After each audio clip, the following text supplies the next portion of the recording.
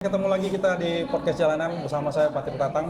Kali ini saya mencoba mewawancarai beberapa teman-teman yang aktif selama masa kampanye.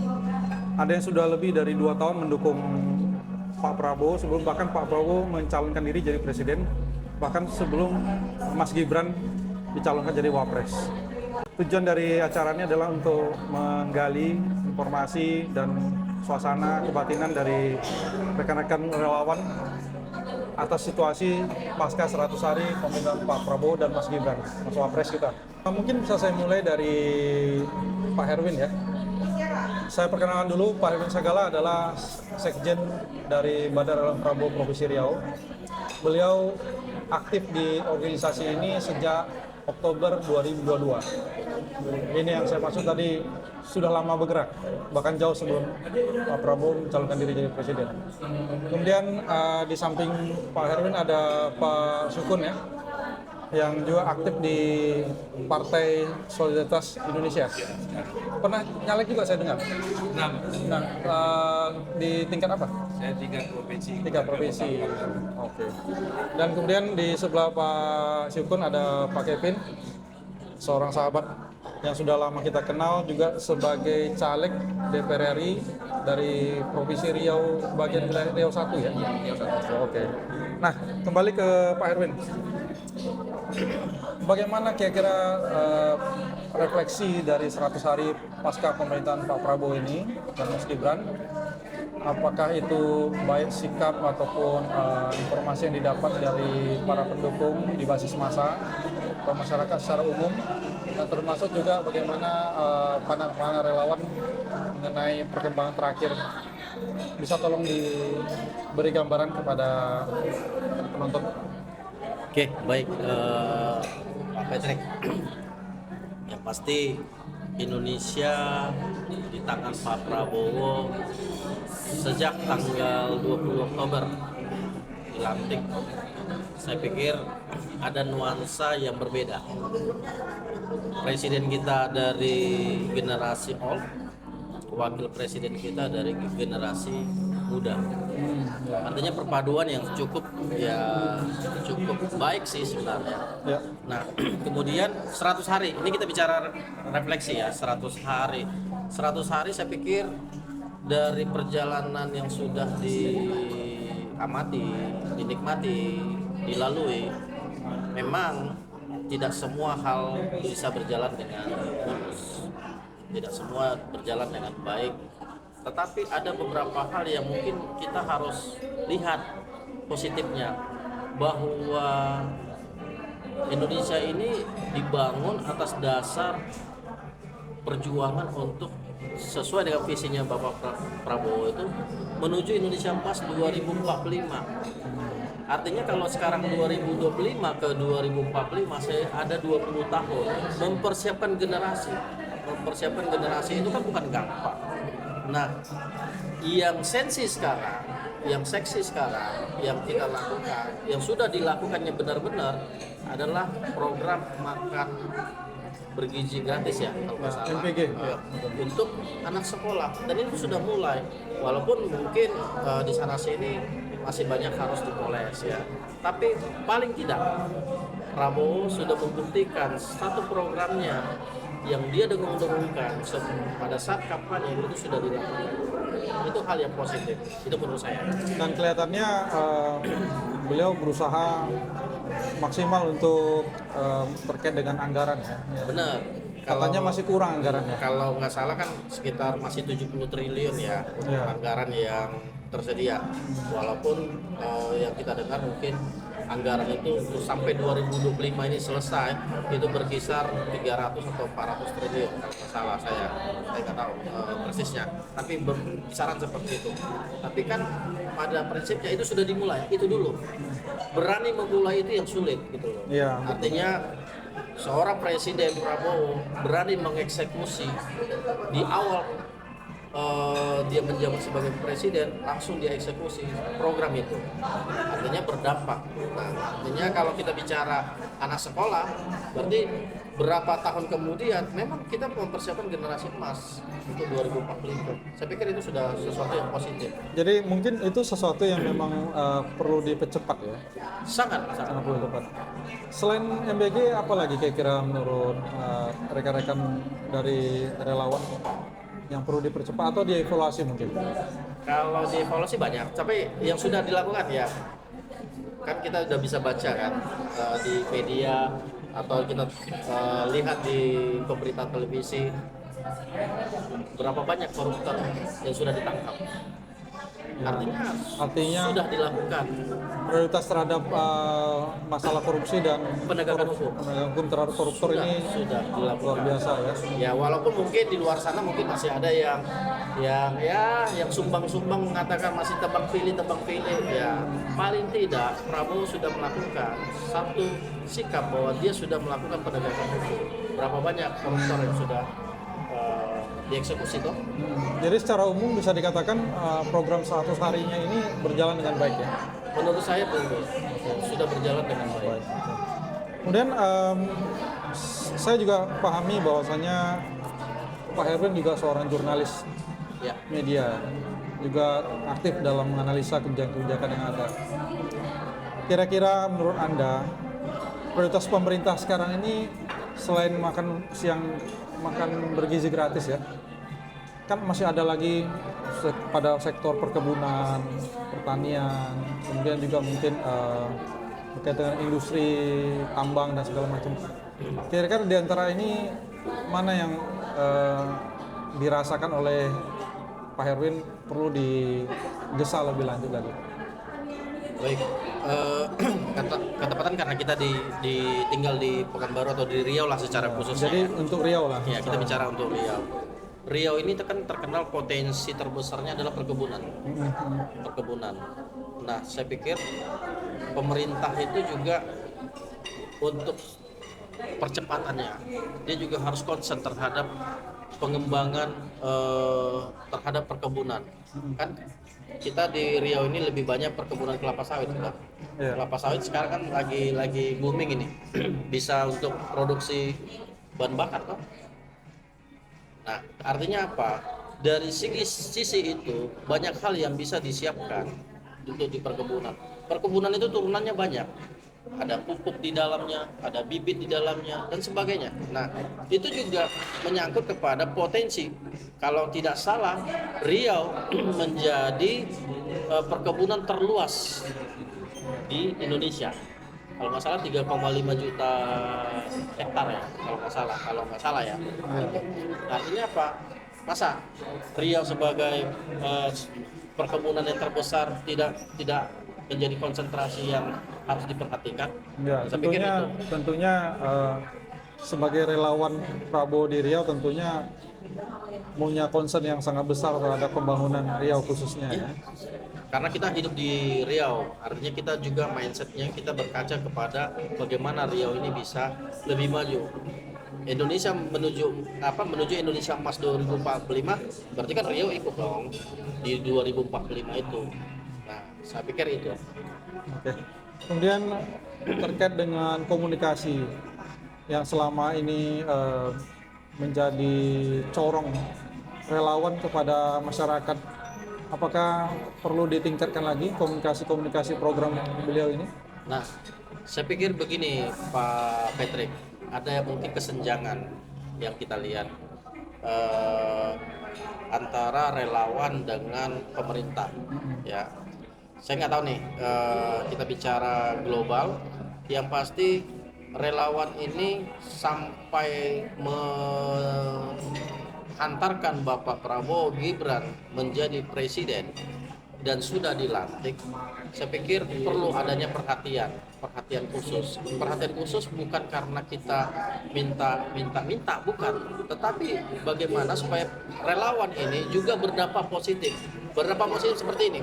Misalnya begini, menjadi mata dan telinga Bapak Prabowo, melihat pembangunan yang benar, mendengar bahwa program Bapak Prabowo itu dijalankan dengan benar, sehingga ada feedback, ada input, ada output yang bisa disampaikan dan menjadi mata dan telinganya Bapak Prabowo. Nah, saya pikir mungkin itu yang harus dikedepankan selanjutnya, bahwa organisasi-organisasi relawan yang sudah ada itu mungkin itu dia maksimalkan, dioptimalkan untuk hal-hal yang seperti itu. Jadi artinya relawan dapat berfungsi sebagai corong komunikasi yang lebih efektif Benar. kepada masyarakat Ya. ya. Karena mungkin banyak hal-hal yang mungkin masih membingungkan. Lebih Dari- tepatnya sebagai check and balance. Ya. Jadi artinya relawan dapat difungsikan lebih optimal dengan cara menjalin hubungan komunikasi yang lebih baik kepada Betul. masyarakat. Nah, perhatian ini yang mungkin dibutuhkan Ya. para relawan dari pihak Pak Prabowo ya dan Gibran juga. Ya. Oke. Mungkin saya rasa kita bisa minta pendapat nih dari calon dewan dari PSI.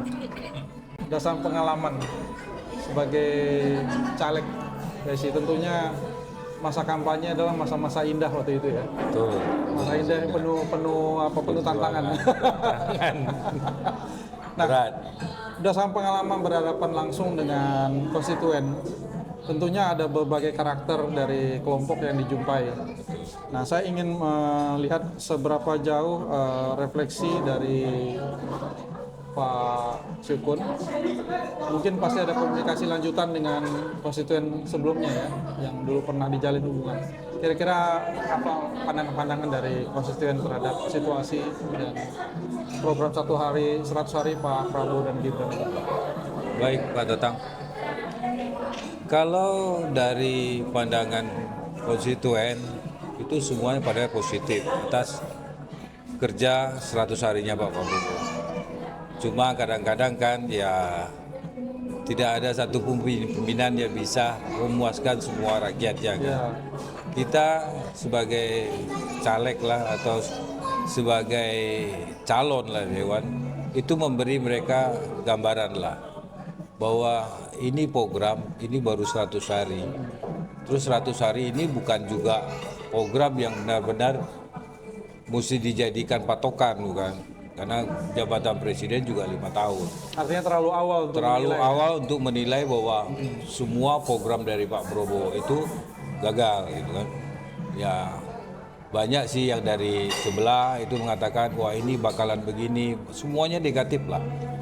Cuma kita sebagai pendukung Pak Prabowo dari lama ya. Saya dari 2000 awal beliau untuk mencalonkan sama Bu Mega, saya sudah mendukung beliau lah gitu. Ya. Ya, kita tahu, saya sendiri tahu karakter beliau macam mana. Itu nggak mungkin lah dia meninggalkan rasa nasionalismenya terhadap rakyat Indonesia. Gitu. Makanya apa yang dia buatnya dalam 100 hari sekarang ini mencerminkan karakter dia untuk mencerdaskan anak-anak bangsa. Itu begitu. Nah, kemudian bagaimana pendapat Pak Syukun saat Pak Syukun kan sekarang selain di PSI juga aktif di Progib ya? Progib. Pro Garda Indonesia Bersatu. Indonesia Bersatu. Tentu ada beberapa program yang ingin dicapai oleh Di organisasi program sendiri. ini. Sebagai wakil ketua saya dengar. Ya. Oke. Bisa dijelaskan sedikit kira-kira bagaimana pandangan dari sisi ini? Dari segi relawan lah ya. Progib ya? Progib ini awalnya dibentuk di Sumatera Utara untuk relawan memenangkan Pak Prabowo Gibran. Ya. Dan itu mereka setelah Pak Prabowo Gibran menang, akhirnya bergabung dalam GSN, Gerakan Solidaritas Nasional. Ya. Dengan ini ya, relawan ya berharap lah ya, dengan ini adalah maksudnya sumbangsi bukan berarti kita minta uangnya atau apa gitu kan. Kita minta diikut sertakanlah, dilibatkan dalam misalnya kebijakan-kebijakannya itu kan perlu pengawasan. Ya. Seperti Pak Erwin ngomong tadi lah, perlu kita relawan itu mengawasi karena kebijakan itu dari atas, tidak mungkin implementasinya sampai ke bawah sama. ya kan? Kita udah dari tingkat presiden turun ke gubernur, menteri, gubernur, wali kota, bupati. Akhirnya sampai ke camat, lurah, gitu kan. Itu yang perlu diawasi. Karena beberapa ya yang mengkritik sekarang dengan 100 harinya program Pak Prabowo itu ada yang mengkritik ya, menterinya kok begini gitu kan. Karena turunan dari aturannya itu belum baku. Makanya itu yang kita awasi supaya memperkuat fungsi relawan ya. untuk mengawasi. Betul. Kalau Pak Erwin memperkuat untuk komunikasi. Kalau Pak Syukun memperkuat pengawasan. Artinya dalam hal ini mungkin perlu ada langkah lebih lanjut pemberdayaan relawan. Iya, betul. Ya kita ya tidak berarti kan ya mungkin itu udah namanya relawan dari awal juga kita kan suka relawan ya. Sudah rela ya. Nah, kita udah rela gitu. Tapi ya yang perlu kita kawal itu yaitu programnya Pak Prabowo sendiri sampai ke rakyatnya gimana. Ya memang betul. Mungkin dari berbagai sisi juga saya dengar dari teman-teman relawan yang lainnya, kadang-kadang ada keresahan juga ya. Ketika dulu saat mempromosikan Pak Prabowo Gibran, begini. Terus kemudian tentu kita sebagai yang mempromosikan program ini, sekarang ditanyalah ulang sama masyarakat kita gitu. Ini bagaimana, dan apakah ada kesulitan dalam menjawab itu? Sulit jawabnya karena ini kan baru 100 hari kerja ya. Belum begitu kelihatan lah kerjanya program itu. Mungkin juga masyarakat Indonesia kaget juga dengan percepatannya pergerakannya dari Pak Prabowo. Dari anggaran-anggaran itu bisa dimanfaatkan seperti makan bergizi tadi, seperti infrastruktur. Yang utama lah kayak yang dia masuk dengan PSN gitu kan, proyek strategi nasional. Ya itu mesti dilanjutkan. Oke, terima kasih atas responnya. Kita bisa lanjut ke Pak Bro, Kevin. Pak Bro. Ini yang paling muda di antara kita semua ini. Dan mungkin saya bisa katakan cukup mewakili generasi muda ya. Dan saya juga dengar Pak Kevin dulu sempat diundang untuk jadi acara makan bersama dengan Pak Jokowi ya. Betul. Melalui PSI waktu itu. PSI. Nah, tentu setelah pernah mendengar berdiskusi langsung dengan seorang presiden yang sekarang adalah mantan presiden, tentu ada beberapa karakter dari bagaimana seorang pemimpin itu berpikir ataupun menyampaikan hal-hal di dalam diskusi. Kemudian itu mungkin akan berdampak kepada bagaimana Pak Kevin juga melihat refleksi dari 100 hari pemerintahan Pak Prabowo dan Mas Gibran. Kira-kira dari segi generasi muda itu apa tantangan-tantangan yang atau keluhan katakanlah begitu ya yang dihadapi pada generasi muda ini terhadap 100 hari pemerintahan Pak Prabowo dan Mas Gibran ini? Itu yang bisa disampaikan. Ya, baik Pak Patrick. Jadi kalau dari pandangan generasi muda ya, kita melihat beberapa hashtag yang lagi hangat di media sosial ya, seperti salah satunya kabur aja dulu. Hashtag. Nah, itu kan sebenarnya sebuah representasi kritik bahwa anak-anak muda ini kurang diayomi lah, bahasanya dirangkul oleh pemerintah sehingga mereka berpikir untuk ya udahlah lebih baik tinggal di luar negeri atau berpindah ke warganegaraan. Dan saya melihat beberapa dari perwakilan pemerintah ya, responnya cukup lucu ya, agak aneh lah menurut saya. Mungkin perbedaan generasi itu pengaruh ya dari cara merespon. Ada baiknya saya lihat beberapa yang merespon ini lebih bagus merespon dengan cara yang lebih simpatik ya. Kita bisa memanfaatkan generasi muda yang ingin kabur aja dulu gitu kan, sebagai sumber devisa kita. Itu kan juga bisa salah satu solusinya. Nah, itu yang saya lihat beberapa perpanjangan tangan Pak Prabowo ini yang agak sedikit keliru dalam penyampaian.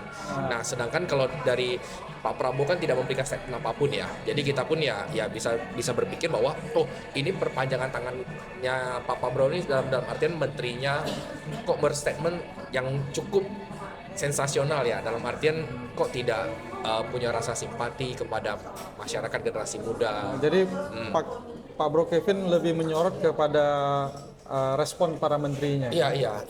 Karena kita bilang kan sekelas Pak Prabowo tidak mungkin lah melayani satu persatu yang di Iya. level-level bawah gitu loh kan. Iya. Tapi kan yang menteri ini kan ya Teknisnya. ya teknisnya lah. Kalau bisa sih ya memberi respon yang sedikit lebih positif lah, lebih merangkul lah masyarakat. Dan pun ini kan pasti masyarakat pasti berpikir, oh ternyata menteri-menteri yang dipilih ini bagus gitu loh, Iya. eligible begitu. Nah dengan respon-respon yang berjalan dan beredar di masyarakat kan, ya menurut saya sih ya agak sedikit mencoreng citra Pak Prabowo ya menurut saya gitu. Oke.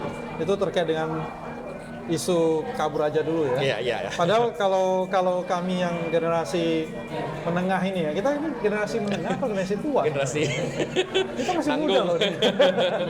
Menengah lah ya, kita bilang gitu. Kita merasakan zaman Orba juga, Soeharto. Kita merasakan tahun-tahun 80-90, waktu itu kita memang masih kecil-kecil. Tapi kita merasakan beberapa generasi dari kepemimpinan.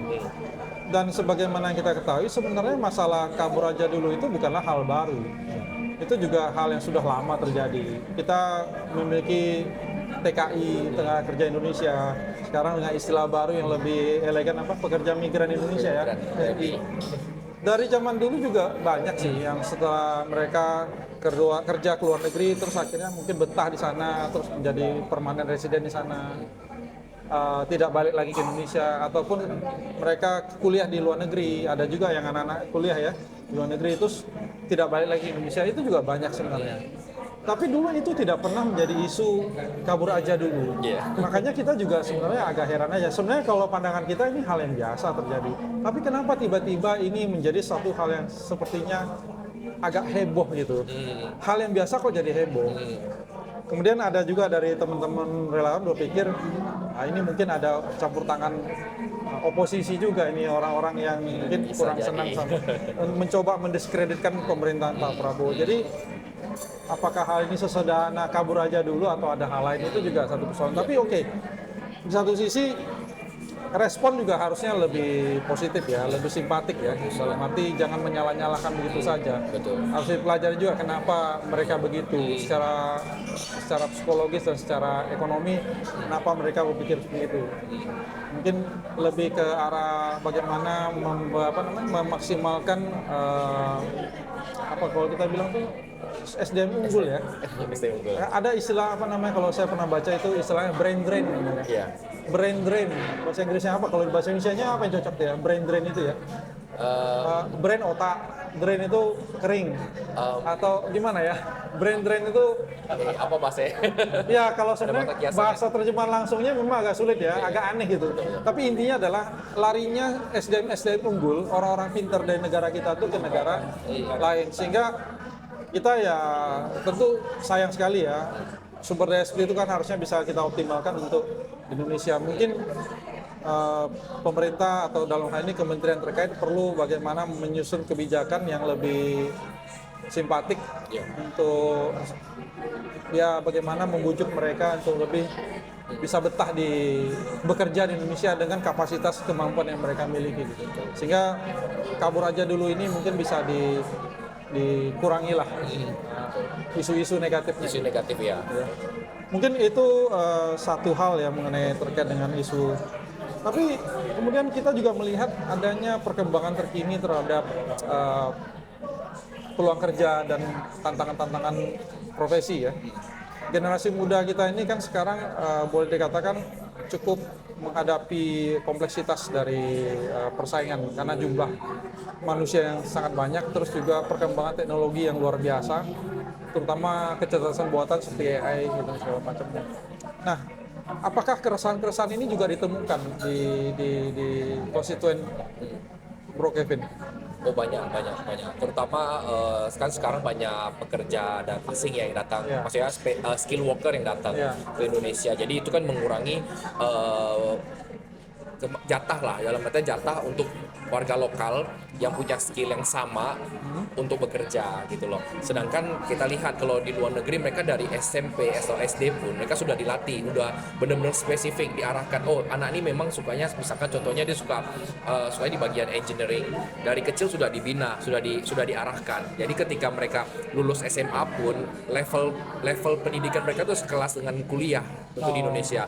Jadi tantangannya kurang lebih seperti itu. Jadi saya lihat kita butuh fasilitator ya. Saya lihat memang untuk dari segi menteri, wamennya pun sudah bagus-bagus semua. Cuman memang kurangnya di situ sih kalau saya lihat untuk saat ini. Karena kita banyak dari konstituen saya ini banyak kalau di Indonesia kan lulusan S1 masih mungkin bisa bilang banyak, tapi kualitasnya masih kurang.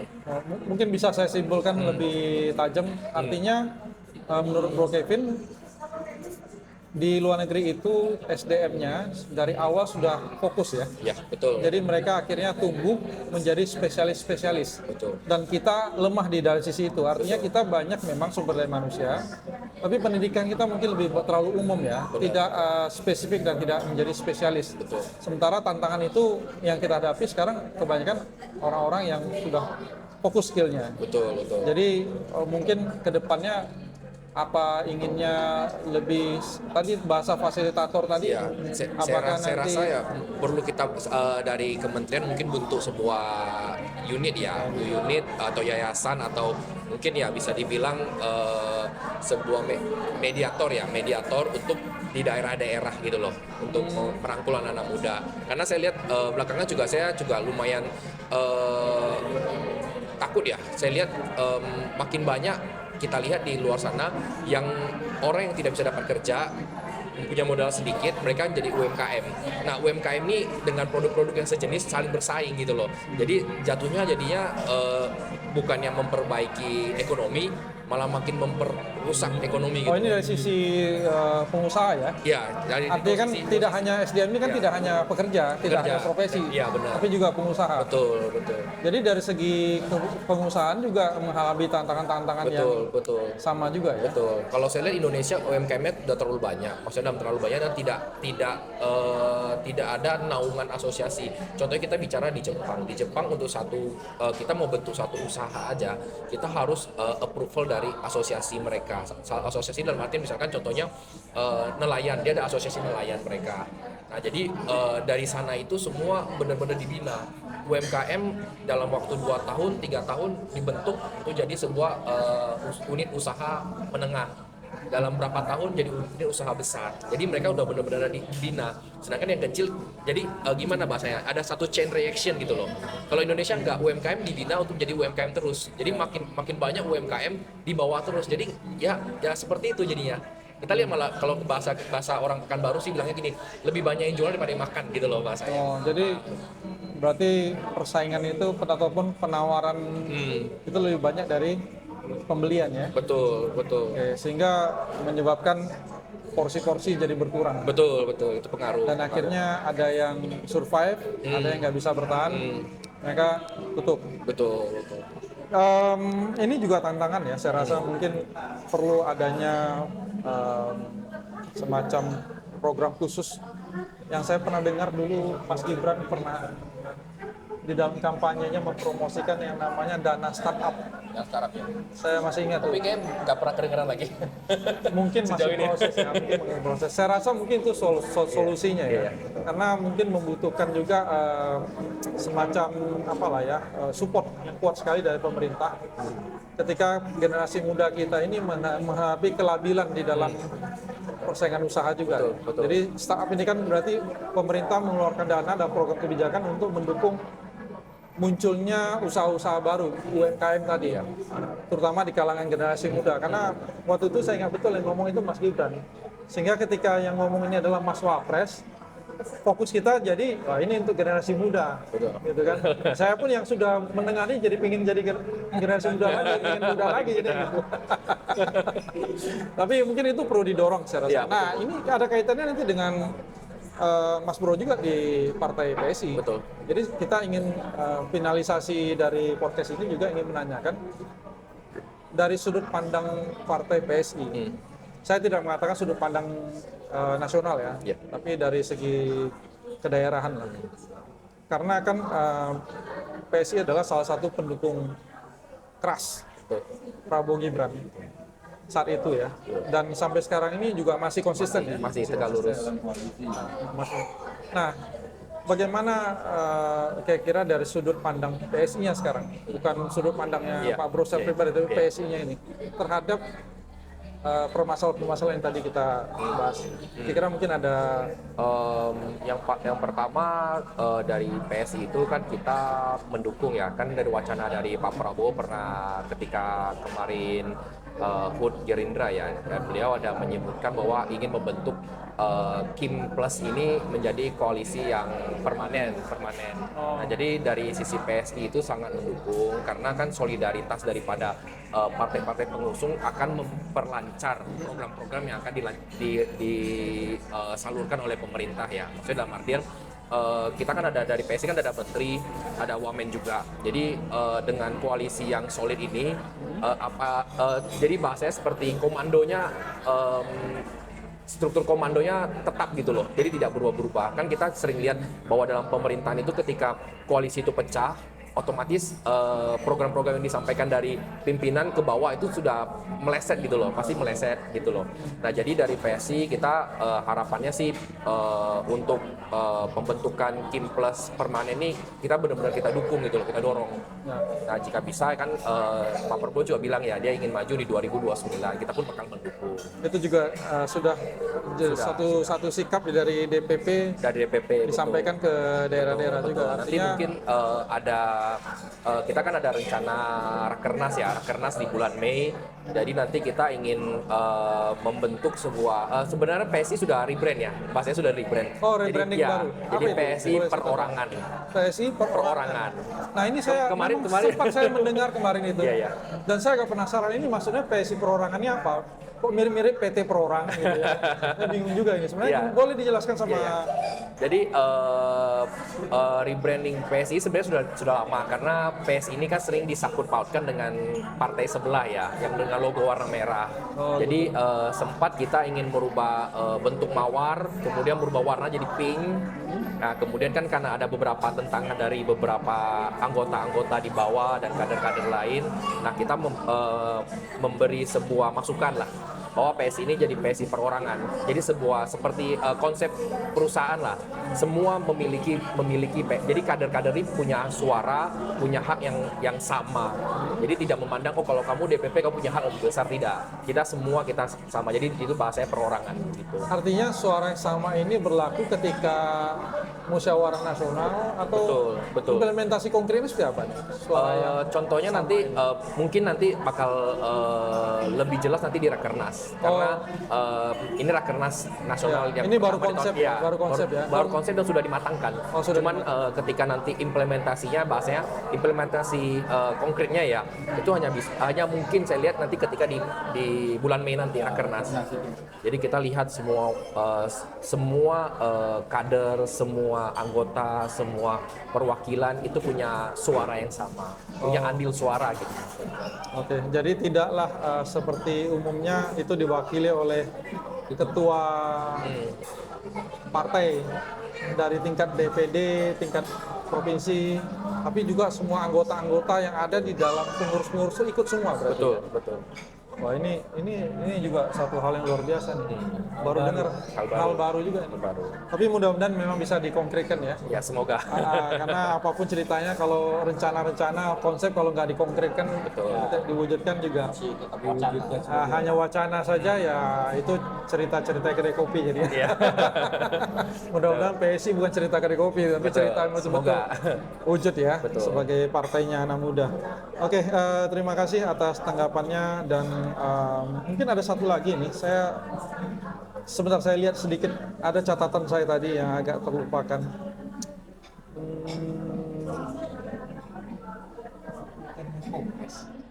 Oke. Ini kenapa? Dikat.